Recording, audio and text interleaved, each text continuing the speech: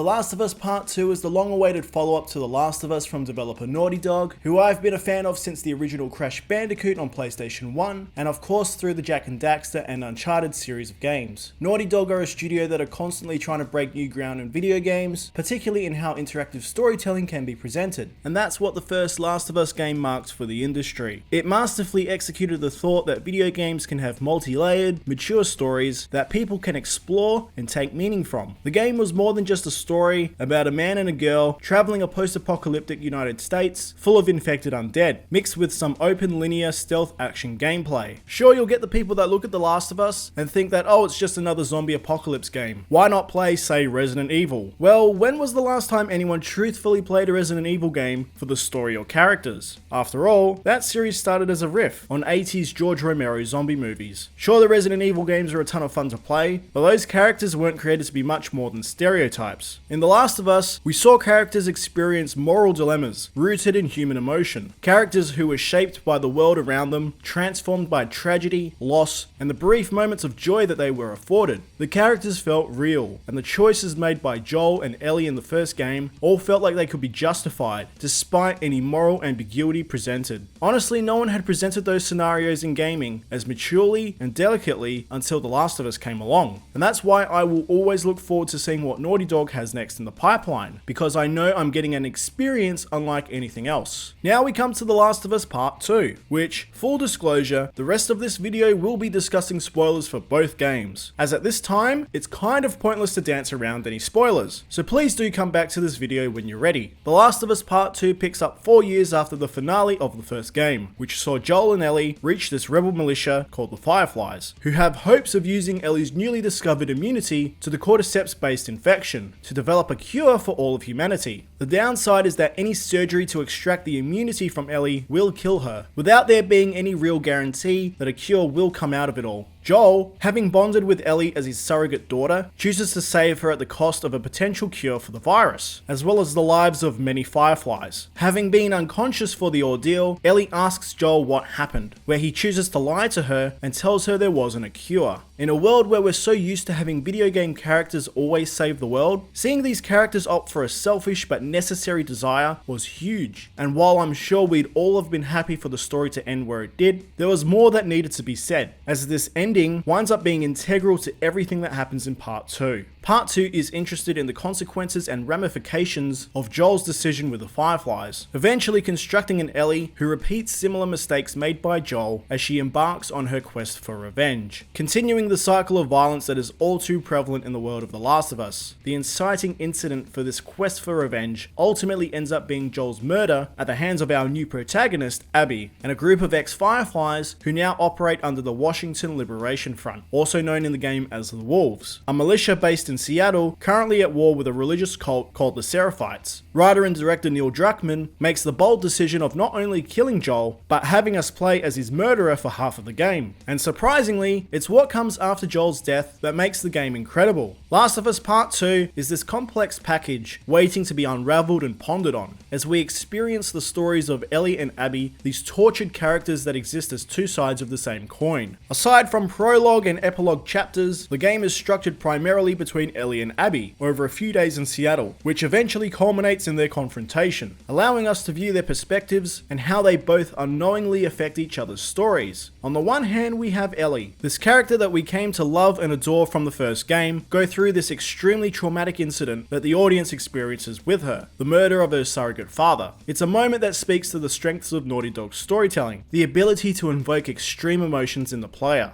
At the start of the first Last of Us, players experience the intense sadness and grief that Joel undergoes when his daughter Sarah is gunned down in front of him. In Part 2, that early intense emotion is that of shock and anger, especially as we're so used to video game main characters being protected by so-called plot armor. Suddenly, there's a severe desire from the audience to see Ellie get revenge and take out Abby. By all accounts, this would make for a riveting video game storyline. It's just a straight revenge story. But The Last of Us Part 2 is smarter than that. Playing through Ellie's journey of revenge is a rollercoaster ride. From the serenity of getting to explore downtown Seattle with Ellie's girlfriend Dina, to chasing the people connected to Abby, all the while fighting hordes of the infected, often in dark, abandoned buildings, for some oh-so terrifying moments. What elevates Part 2 to being something special is its willingness to examine the cost of this path to revenge, and the violence that comes with it. Throughout the game, Ellie's obsession with Abby starts to fuel all of her thoughts. It becomes her life's mission, to the point where we even see Ellie willing to push aside those closest to her to achieve this sense of self-righteous justice that she's placed on herself, particularly when the events of Joel's murder leaves her with PTSD. This all occurs as the game interweaves vital flashbacks, which often intercept the story when Ellie or Abby's missions are disrupted through consequences of their actions. With Ellie's flashbacks, players are experiencing her relationship with Joel slowly degrade over the years before Part 2 starts, starting from the purest of memories, with Joel taking Ellie to an old museum for her birthday, to Joel finally admitting to his lie years later, causing Ellie to be overwhelmed with survivor's guilt. It's truly heartbreaking, as you so desperately want these beloved characters to make amends. However, as we all know, in the real world, forgiveness is not something that is easily handed out. There is often a pain which can only hope to be cured with time. Joel and Ellie's eventual path to forgiveness, revealed at the end of the game, is even more heartbreaking and tragic as we come to realize they were willing to start the path to reconciliation the night before Joel's unfortunate demise. What's vital to the message of Part 2 is Joel and Ellie's willingness to try forgiveness, particularly when an interaction with someone could unknowingly be the very last. And I can only commend Troy Baker and Ashley Johnson as Joel and Ellie respectively for their incredible performances throughout the game, who shine flawlessly in both the game's brightest and darkest moments. Switching to our other protagonist Abby, played by a top of her game Laura Bailey, we learn that Abby has experienced a very similar path of revenge to the one that Ellie is currently on, only with her target being Joel. In a devastating flashback, the game reveals that her father was killed by Joel in his effort to save Ellie, an action that the player partook in if they played the first game. Suddenly, that initial anger and hatred surrounding Abby is blown away, with a sense of understanding and empathy developed throughout Abby's story, refreshingly removing any real sense of a traditional villain in the game, as any hero could conceivably be the villain of someone else's story. As a result, players can experience the fallout from Joel's death from Abby's perspective. Abby's friends start to distance themselves from the event, disturbed and haunted by their own violent actions, with Abby gradually becoming riddled with guilt. Understandably, Abby seeks redemption, as a means to reclaim her lost humanity after being obsessed with revenge for so many years. The background conflicts between the Wolves and the Seraphites leads to Abby befriending Yara and Lev, two runaway Seraphites, and it's through Abby's interactions with these two that makes her truly shine as a character, transforming her into this guardian figure for the two, eventually acting as a surrogate older sibling to them, and more importantly, teaching Abby the value of mercy. It's these multi-dimensional layers to the characters and story, all aided by Gustavo Santaolala's haunting score, that makes The Last of Us Part 2 an enthralling experience, and well worth a second playthrough once the credits roll. Key moments from Abby's story suddenly provide a whole new layer of context to Ellie's story that just didn't exist until the Abby storyline was seen through to completion. The thematic parallels between Abby and Ellie are abundant but beautifully implemented. Some characters do get the short end of the stick when it comes to complete character arcs, with Jesse and Manny really existing to serve the stories of Ellie and Abby respectively. I definitely would have liked to have seen more done with these two before they eventually meet their fate. As this is a review for a game, I suppose I should probably talk about the gameplay, which has seen a significant overhaul from the first Last of Us. Most of the game sees you fighting your way through enemies or exploring the world for items and ammo. Naughty Dog has placed a greater emphasis on stealth and exploration, with combat also being refined to provide a more natural and fluid movement for players who can openly choose between a more aggressive playstyle or a more tactical one. Playing the game, I found myself relying on stealthier tactics more as the game went on, particularly to conserve ammo and to avoid being unnecessarily swarmed or cornered by the enemy. Ellie is a more cunning and nimble fighter, relying on traps and stealthier methods to take out enemies, while Abby can fall to using brute strength. The game does a fantastic job in giving you enough time with each playstyle to help you adapt to each conflict. On easier difficulties, these conflicts shouldn't cause much hassle, making the Survivor difficulty the ideal way for players wanting the authentic realistic experience, at least until grounded mode gets added. Either way, this is a game that rewards players for the playstyle they choose to use. The encounter system from the first game and Uncharted 4 makes a much improved return, allowing for players to easily know when and where enemies are in the area. Each encounter is personalized, with the enemy AI all receiving different names, making the human enemies feel like real squad members, looking and calling out for each other, while the infected can be manipulated in a variety of ways, including the ability to bait them into conflict with other human enemies. This being The Last of Us, acting as a comment on the cost and consequences of violence, the violence in the game can be extremely graphic and gory. While it often boils down to the over-the-top video game violence, the detail of violence in the game will certainly be a turn-off for some players, even if that is the intention. The introduction of guard dogs to the game will be a point of contention for many players, considering how many encounters feature guard dogs. Sure, the encounters can be avoided if the player sticks to stealthily moving through the large, luscious environments, but most of the time fights are likely going to result in all enemies being dispatched. So if you are a dog lover, this game is an absolute roller coaster. The game does invite you to explore each area for rags or alcohol, which can be used to help craft health packs or weapons like Molotovs. Of course, secrets for player and weapon upgrades can be found all over the place, in addition to collectible artifacts, superhero cards, coins and safes, which allow for memorable environmental storytelling that helps to develop the world around the characters. I always had a great time searching every nook and cranny of the world to see what had been hidden, even if most of the space is just being used to bring post-apocalyptic America to life. The Last of Us Part 2 is a monumental achievement in interactive storytelling that I believe surpasses the original, both in how its story is presented and in delivering the power of its message, which in this case is believing in the power of forgiveness. This is a game where beauty often lies within the tragedy, where acknowledging the cost of vengeance is more important than the actual act of vengeance. The Last of Us Part 2 is an experience that will stick with me and affect me for many years to come. I've gotten the Platinum Trophy on PS4, and believe me, if Naughty Dog decides to make The Last of Us Part 3, perhaps to bring this story to a close, I'll eagerly be waiting with bated breath. The Last of Us Part 2 gets a 10 out of 10 from me and a Mono's Choice Award.